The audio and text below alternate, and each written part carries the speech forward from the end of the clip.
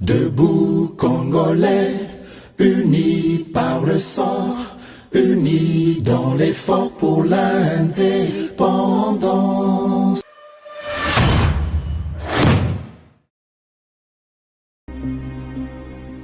Il n'est pas question ici de dialogue politique avec ce groupe. Je le dis et je tiens à le préciser, il n'en sera jamais question. Boye imalamu na GCAM télévision, fidèles abonnés, chers internautes, na pesibino le sous-matondo mingi pona boponi GCAM télévision. Merci na bolandi émission Debout Congolais bino nyon so ba éclairé à mukili mobimba na pesibino matondo mingi pona fidélité na bino pe confiance renouvelée na GCAM télévision. Merci na bino po bo appréciaka banalise ya samba olonga bo partageaka émission Debout Congolais to continuer kozala ensemble et longo penalisanga na botomboli bendele ekolo Congo toujours FARDC na motema justice yanzambe eratakate justice yanzambe moto mokote aishapaka na contrôle nango eza tradition émission chaque fois que émission elingake banda bozela na yebisa bino ete justice yanzambe eratakate bien évidemment yo mutu otosaka yo mutu osalaka kaka malamu oza kotondisa penchant na yo na kosalaka makambo malamu yeba yango ki avenir eza sombreté même dans l'au-delà yeba yango ki okorokolter bolamu na yo sur cette terre ba ingra baleke belé ba koyeba te kozongisa malamu na malamu yo zali kosala. Sache-le bien que même dans l'au-delà il y a toujours une place pour ceux qui font du bien na yo mutu za ko mibenga yanke omonelaka biso ozali ko benga biso ba petit oza ko mona biso tozali ba fourmi liboso na yo. Yo mutu oyebi que justice ya mondo yo oza na capacité ya ko détruire yango to pe ko dusolango yeba yango que si sur cette terre nous n'arrivons pas à te maîtriser, sache-le bien que même dans l'au-delà tes actes vont te suivre et tu vas payer les prix. Il n'est pas tard pour changer et la sentence te et la conseil que otika mabe obika. Actualité na biso ya mokolo lelo na yenango ya liboso ezali père o ezali ko changer quand nangambu ya Kagame tomoni ba nouvelle nomination et salami l'armée rwandaise, un nouveau chef d'état-major à la défense, un nouveau ministre de défense bauti kozwa sika remise et reprise et salami na Rwanda. Paul Kagame azali se ko changer bato oyo bazali ko s'occuper na République ya Rwanda. D'aucuns se demandent est-ce que zali préparation à la guerre topé zali bobangi neza ko sala ye poto yebi ke kala mingi pété autaki lisusu ko sala remaniement changeaki garde naye rapproché a changeaki bato bazali ko s'occuper na garde présidentielle naye alongola ki bato batamboli naye nzela molai yango pe auti ko sala na kolongola chef d'état-major à la défense a remplacé Atia Asika, ministre P Asika à la défense. Ba nomination ezali bongo 12 oyo Paul Kagame asili bongo kosala. Azobanga nini, qu'est-ce qui se présage? Museveni Kaguta, président ya Uganda, asalaki ba révélation kotalisa que ezali na ba coup d'état ezali ko se préparer deux chefs d'état ya la région bazali prêt ya kotika biso bakoki kokende bakoki kosala bango ba coup d'état. Est-ce que ce serait les raisons pour lesquelles Oyo est poussé que Kagame a s'agité jusqu'à aller encore faire un remaniement na ba force na ya sécurité? Nous reviendrons dans cette actualité. M23 ezali fardeau monene diplomatique pour na Paul Kagame. Est-ce que na niveau makambo ezali kokendele Kagame saura gérer makambo oyo topé ba dissension ezali ko se créer na kati ya M23? Nous y reviendrons. Ensemble pour la République bazali ko dénoncer tentative ya enlèvement ya moko kati na bango ezali honorable Daniel Safou bazali arataki après audition na une assemblée nationale tant azali ko bima arataki enlèvement ezali na ba agent non autrement identifié Oyo bazali ko poursuivre. Il a échappé de justesse mais ali quelques personnes bazali ki na ye bakangamaki yango ensemble pour les changements bazali ko telemela likamboye na bazali ko senga na autorité baïba kotala likambo wana pona ko mettre fin na ba tracasserie pe na ba acte oyo ezali anti démocratique. Salomon Kalonda, parce qu'on parle de lui, actualité ezali ko tourner pe mingi pa inaye basango ya suki ezali ko uta kuna lobiete azali na rapprochement munene selon renseignement militaire ba trouver ba contact oyo ezali kotalisa ete Salomon Kalonda bras droit ya Moïse Katumbi azali très proche ya ba M23P na ba autorité ya Rwanda. Objectif nango ezali ya ko renverser régime ya président Félix Tshisekedi pour ete ba remplacer Katange moko ayawana. Ezali rapport o ebimi na renseignement militaire ba proche na ye balobi ezali montage grossier. Même moi na muki akoki kondima makambo wana ezali koloba mate, ce sont des propos ya Francis Kalombo, nous y reviendrons. Actualité à Misato ezali par rapport à l'agression rwandaise toujours, Joseph Kabila aurait fait à Silaki Bongo Koloba, selon ma proche naïe, selon moi, Babriboué Bimina Bajourno, Tozali Kotanga, Joseph Kabila est inquiet de la désorganisation des FARDC et de leur incapacité à porter un coup décisif au M23. Ces dernières semaines, Joseph Kabila a envoyé des messagers à différents présidences africaines pour relayer ses prévisions des chaos à venir en République démocratique du Congo. Les diplomates occidentaux Moussousoupé bazali préoccupé na ba prédiction à Joseph Kabila P bakotaki en contact naye Kabila azali koluka nini, pourquoi il faut encore qu'on sente le nom de Kabila par rapport à la situation préoccupante de la sécurité à pays.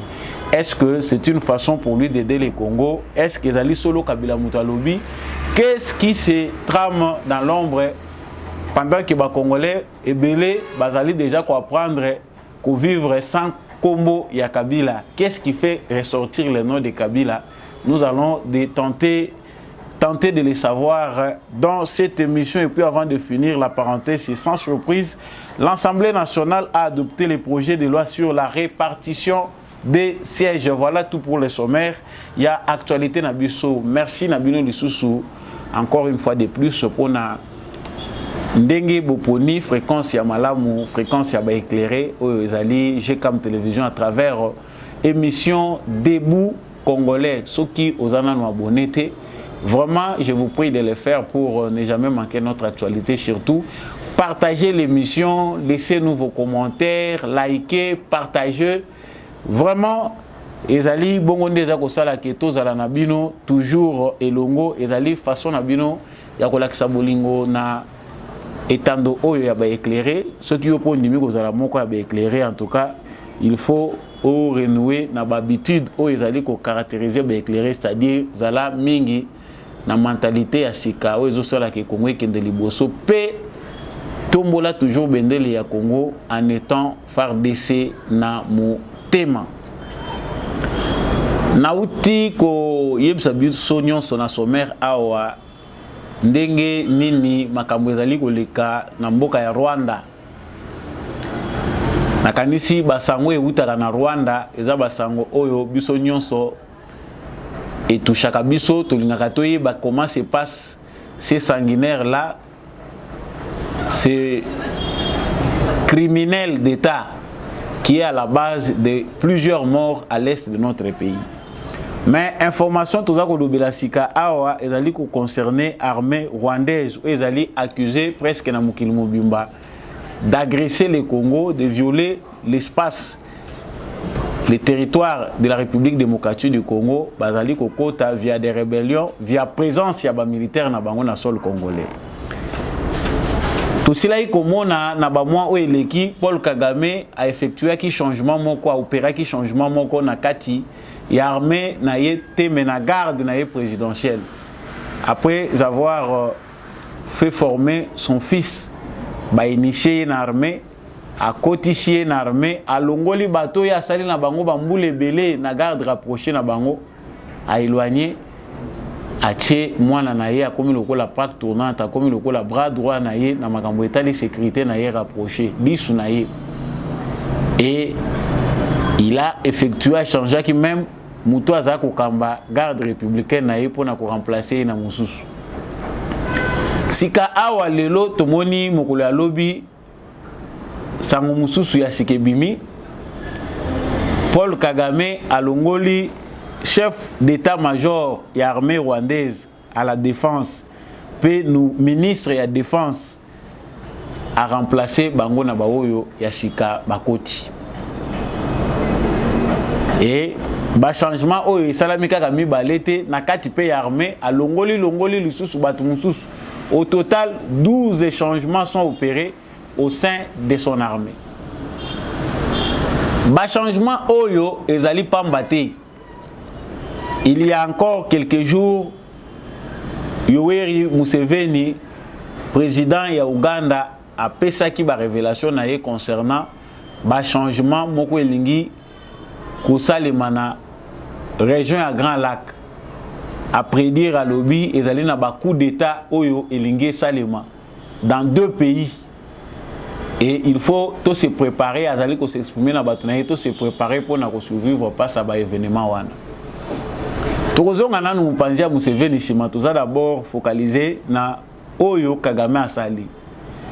D'abord mutu oyo azali dictateur, mutu oyo a dirija kamboka na ba crime azalaka mingi na confiance à batu te. Confiance oyo ye apesaka na batu ezalaka moyena ba condition moko fixé, ba condition ezali propre na ye moko. Ces derniers temps, on sent que Kagame a beaucoup peur pour sa propre sécurité et la sécurité de son pays. Azali ko ménager be forte pour na ko renforcer de temps en temps capacité ya armée na ye. Tout mona ki ba réunion et salemaki na Kigali azali ko s'exprimer na ba officier militaire na ye na ton moko menaçant. Tangu muto azali ko kamba azako utiliser ton ya menace et la kisi que il sent un danger venir et il doit alerter ses troupes. Ba réunion ya ba service ya sécurité ya Kagame ces derniers temps ezali ko se multiplier mingi. Ba réunion oyo azali na kati ya kosala c'est pour alerter ba troupes na ye ezali pour na ko préparer défense na ye, c'est-à-dire départ ba renseignement azui azali komona ki ezali na danger moko ezali ko guetter ye et il doit se préparer. Voilà pourquoi il doit opérer ces changements là parce qu'azali komona que soki baza ko luka ko attaquer ngai de l'intérieur, on va utiliser mes proches. Bato yo bayebi nga mingi, bato yo nasina travailler na bango, bayebi ba faiblesse na nga, bayebi ba point fort na nga.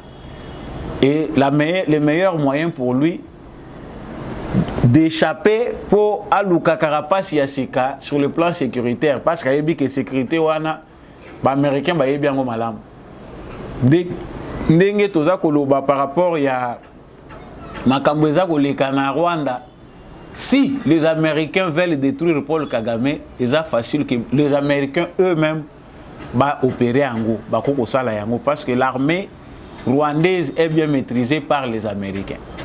C'est-à-dire, si à force d'insister pour que Kagame obéisse aux ordres, na injonction au Bazali Kopé Saye pour retirer les troupes na Congo et l'Eki, ce que peut faire l'Amérique, les élections, ils vont d'abord, en cas de force majeure, opérer dans le basala kapona kokitisa un criminel. Tout le monde a qui récemment, secrétaire d'État américain a changé, qui n'a président Félix Tshisekedi, ils ont échangé sur ces propos-là. Importance au Bango Bazali couper sa préoccupation na Bango majeur na makamweza koleka na est ya Congo. Ndenge nini ba partie prenante esengeli ba respecter ba engagement na Bango par rapport ya makambo balobaki concernant cessation ya ba hostilité. Kagame ne respecte pas. Voilà pourquoi il se prépare déjà au pied à l'obi, non? Le meilleur moyen, ezali, il y a qu'à changer ba pion. Na longola na ba oyo ba umeli na travailler na bango mingi, na remplacer na ba oya sika.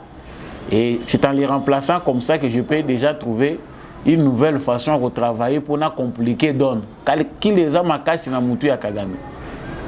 Mais qu'est-ce qui se passe réellement?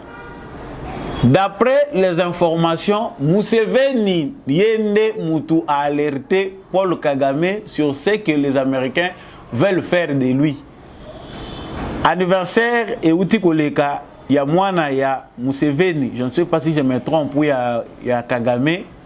Mwana, il y a Museveni à se déplacer vers Kagame, il est allé jusque chez Kagame.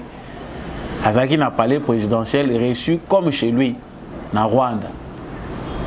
En termes d'intérêt, le Rwanda a été toujours à même pied d'égalité na Ouganda, na façon na bango ya ko s'importer vis-à-vis du Congo.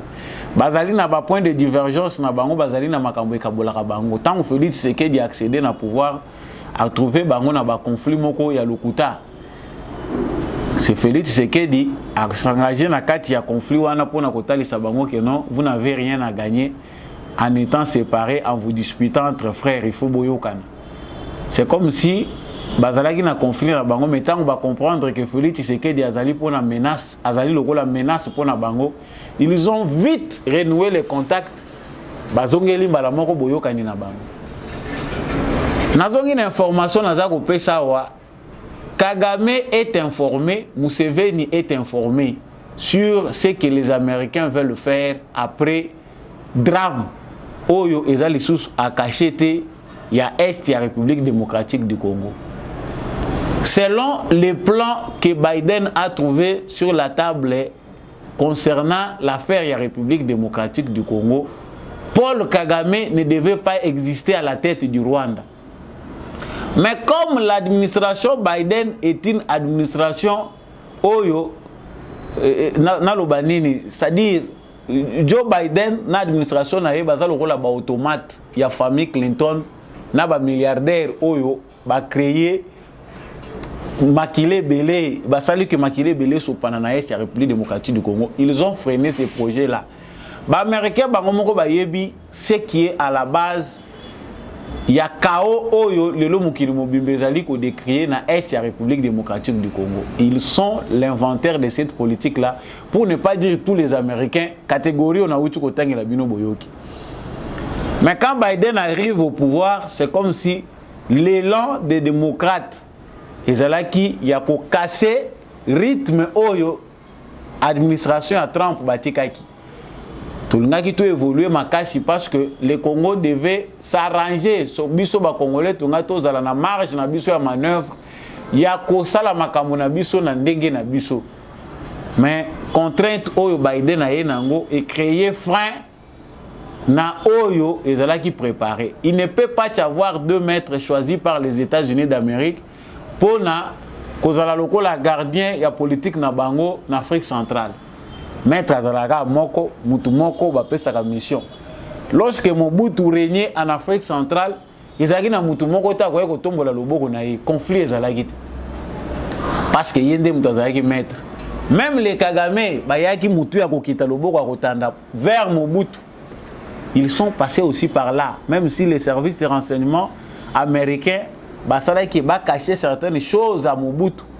Par rapport à Oyo Bango planifié qui a mabé contre le Congo. Mais à la fin, Mobutu, stratège, il savait ce qu'ils avaient planifié pour le Congo.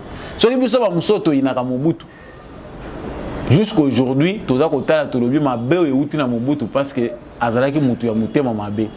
ces dangers pouvaient être évités si Mobutu avait la bonne volonté de laisser le Congo entre de bonnes mains et d'alerter le Congo en entier qui a reposé en paix.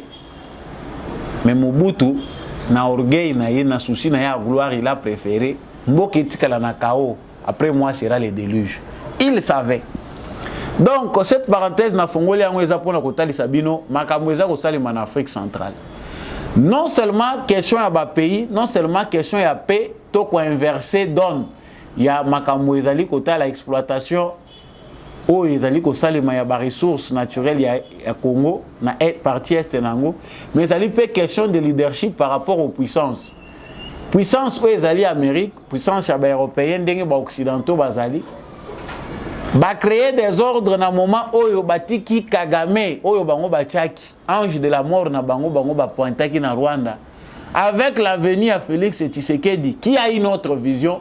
Ils ne peuvent pas cohabiter ces gens-là en Afrique centrale. Moko il fallait qu'ils allaient effacer. C'est ça la logique. Mais Pepe Biden wazoko yaka pamba pamboyo amemeli biso makambo. Tokota na bareta roto komi. On ne sait pas. que ceux qui baza ko kende na makambo phase nini to kende ko quitter la nango parce que ici les plans américains baza déjà ko planifier ce que c'est l'après Kagame. Là où ba démocrate baza ko kana tena Tshisekedi c'est plutôt pas les ouais ezali na mutu ya bandoki. Batu wana bakolo génération arc-en-ciel oyo balingi mibali bakoma na bazemi basi bakoma mibali. Cette génération là des gens pervers yango nde mutu ezali ko tia frein. Logiquement les États-Unis d'Amérique bazali na possibilité à mettre fin na conflit à est de la République démocratique du Congo sans coup de feu de manière facile. Ce qu'on a Museveni a moni que le danger vient parce que bangonyon so baza ba ancien Museveni a zo maîtriser ebi ba américain malam ba acte a commis opposé za ba acte bato ya sa yebi. Ce sont des gens déjà basi ba utiliser bango mingi. Il faut se débarrasser na bango pour mu pepe ya sikaye kota. Et ça peut se faire sans que le Congo fasse la guerre au Rwanda, sans qu'il y a tout ce qu'on est en train de voir.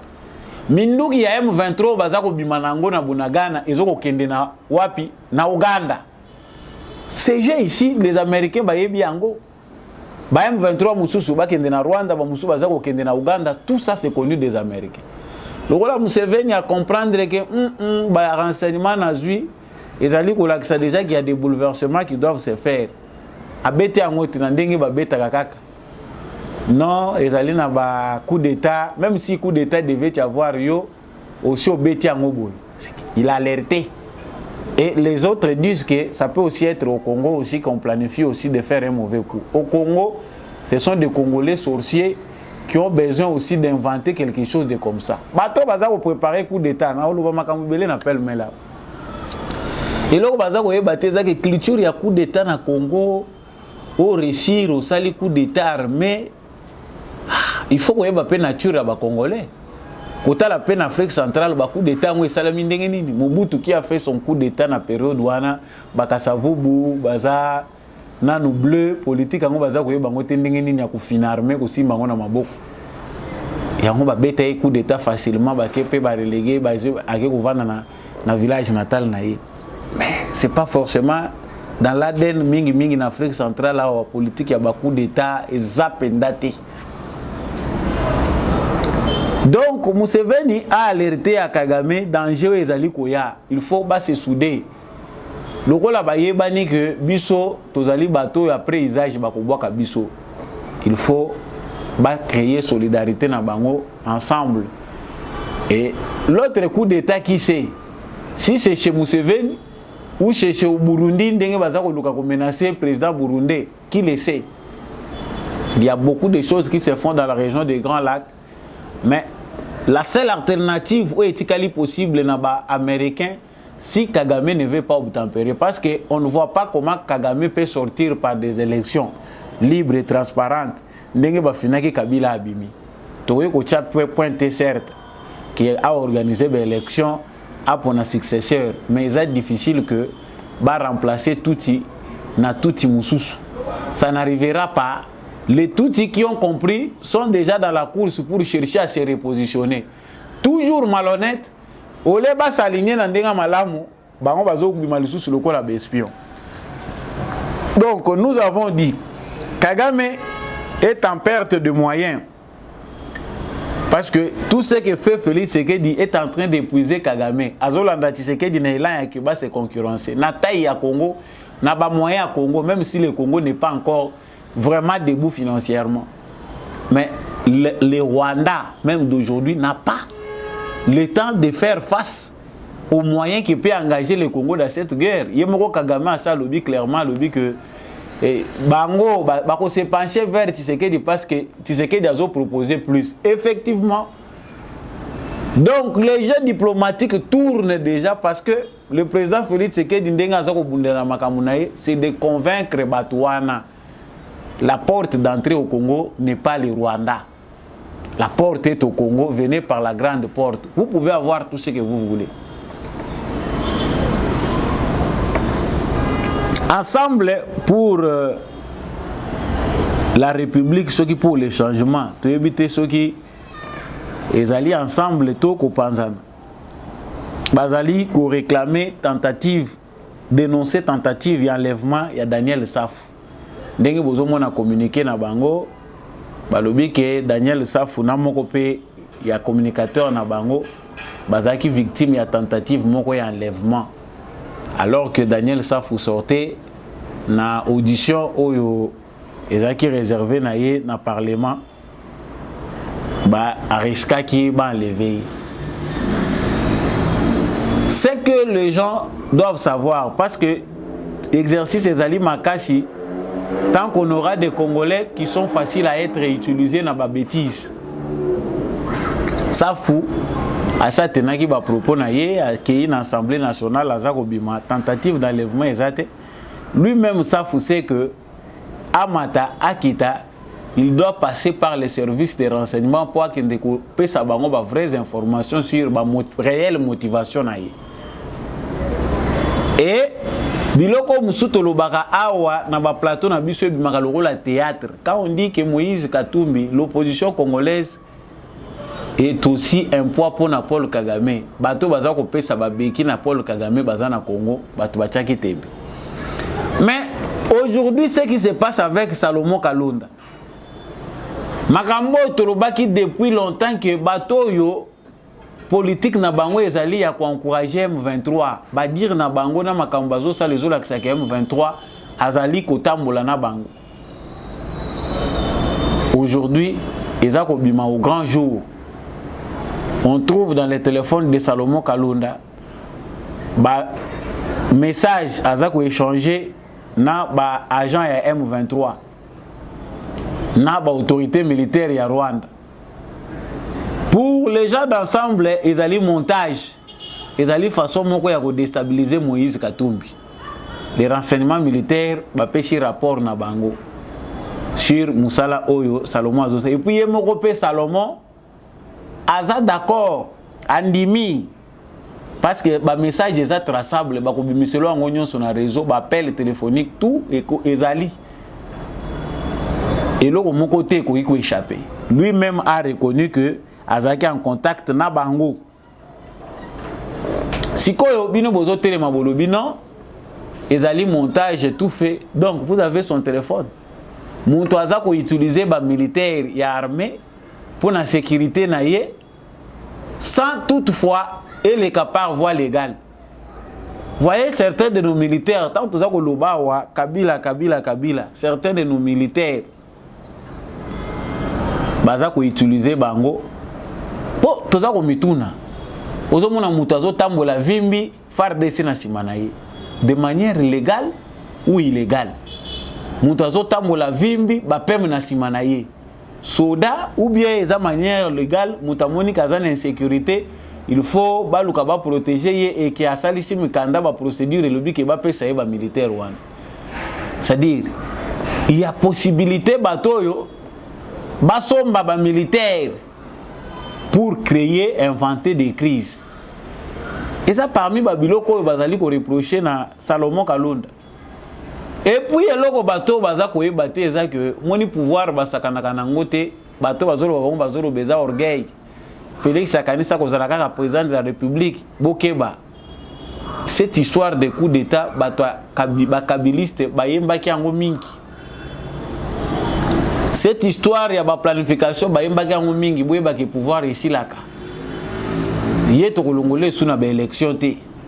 Cette fois-ci a romona makambo ekoyela ye bato musu bayana ba pouvoir na banzela. Mais le Congo est déjà dans une voie où ezali ke Kabila après multiples contraintes a se peli na yabima par la grande porte et puis a marqué histoire. Pour ça au moins Tshisekedi a considéré qu'à le non le Congo est entré na phase moko histoire moko il a qu'ici moi une certaine maturité. Mais vous voulez tout détruire en créant, en inventant biloko ya modèle oyo.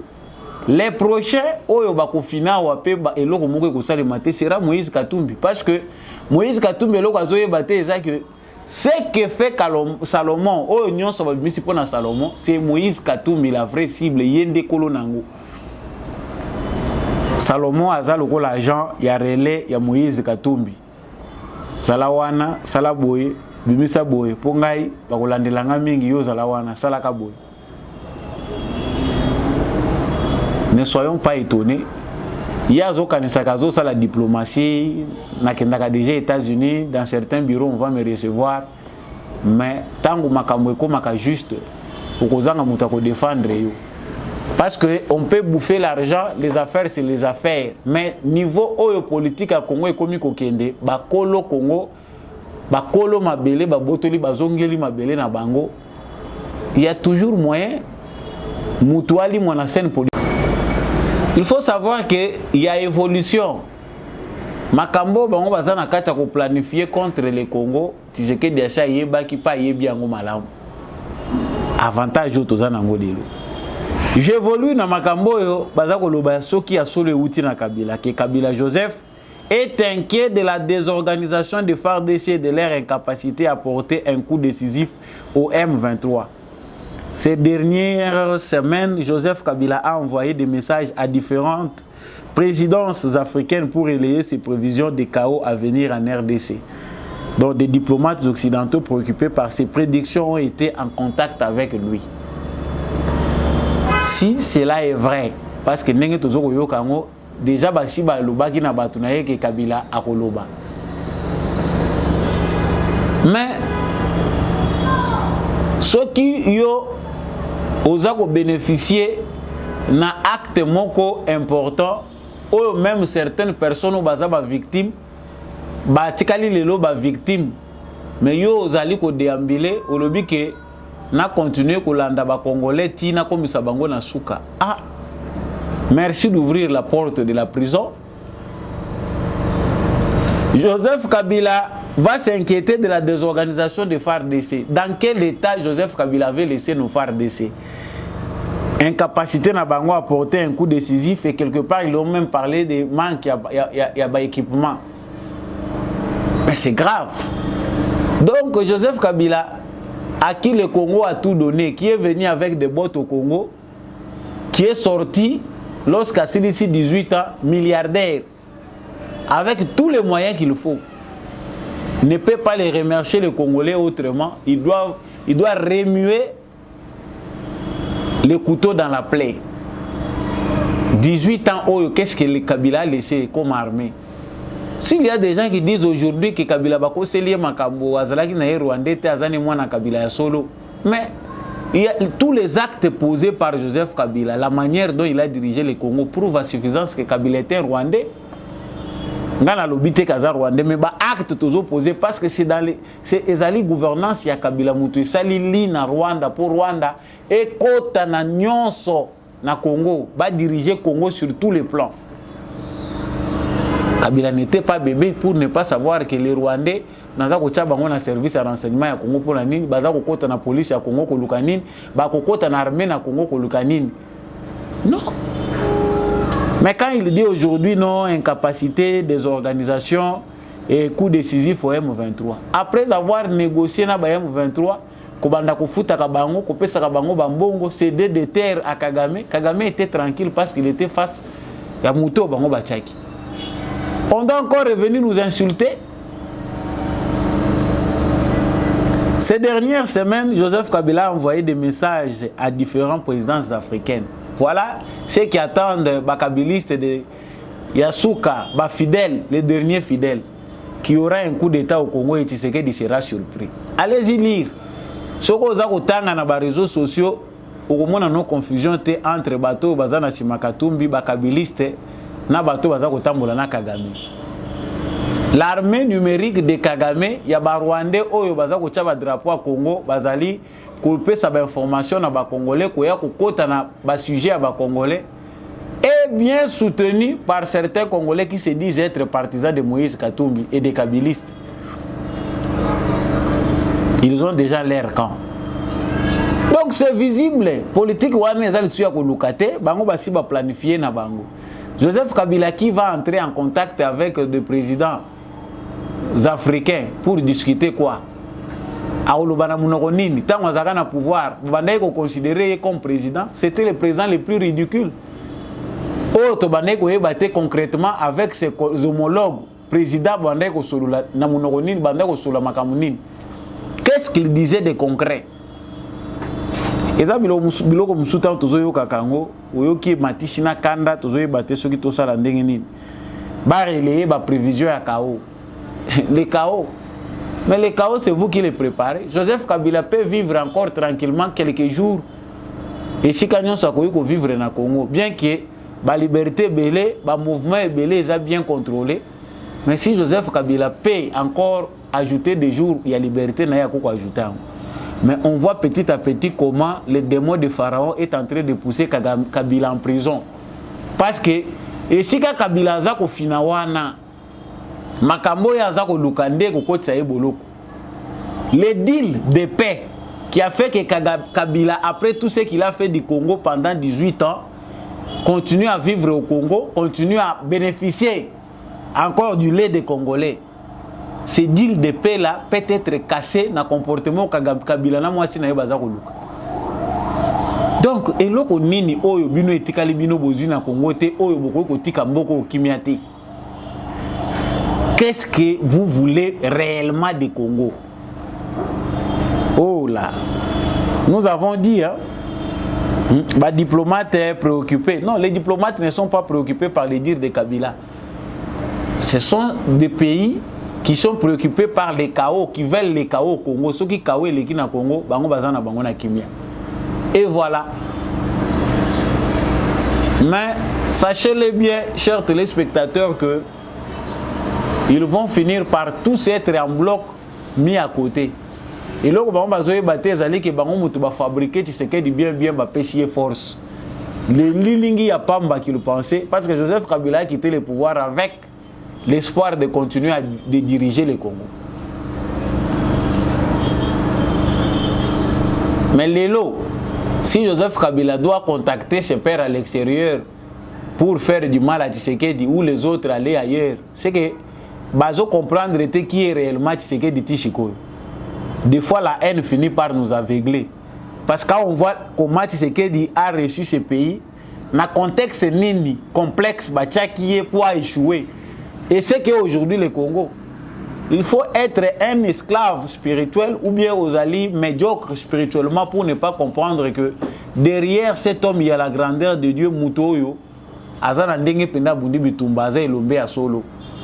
Si aujourd'hui le Congo est contrôlé par Tshisekedi ya Simbi, Kabila komi ko se sentir peu coincé azomona ki aza na kati ya prison ezo senga ke ba renverser Tshisekedi. Mais les une année les 2 ans la tango bakata ki FCC cash ndenge nini osala ki coup d'état te.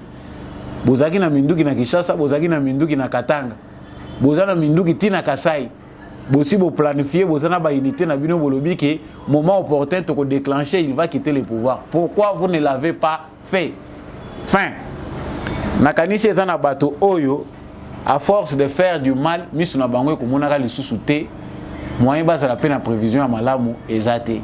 En fin de compte, le Congo gagnera toujours. Eza bitumba Tshisekedi te. Sans surprise, l'Assemblée nationale a adopté le projet de loi sur la répartition des sièges. Dans le bagi lobby l'émission il est que par opposant Martin Fayulu, Église catholique, ba lobby que biso tozali d'accord te fichier wana makamboza yango te tozoluka ba expert o bakoya. Et awa tozako loba Assemblée nationale a déjà en avance. Ba adopter projet de loi sur répartition ya ba siège. Martin Fayulu ya lobaki que fichier wana fabriqué par Kadima bakoyi ko se baser nango te pour créer un processus où eza yango te. Si quoi ils continuer cause en avance, ils iront aux élections ou ils n'iront pas. Fin. L'Union européenne atali. Tokotika Tshisekedi va avancer, ils sont un pays souverain, baye. Non, il faut trouver entente pour que observation, mission d'observation à l'Union européenne est. OK, malam. Beaucoup y en a bien observer. Mais mutako publier résultat na cour oyoyo bakokata makambo. Eza ya Congo. Point barre. Vous n'êtes que des simples observateurs. Voilà, l'émission d'aujourd'hui est terminée. Mon plus grand souhait est que biso ba congolais tokoba na ko changer ba mentalité na biso po ete Congo ba ko kende liboso. Merci na yo muto sepeli na analyse oyo tikela biso commentaire.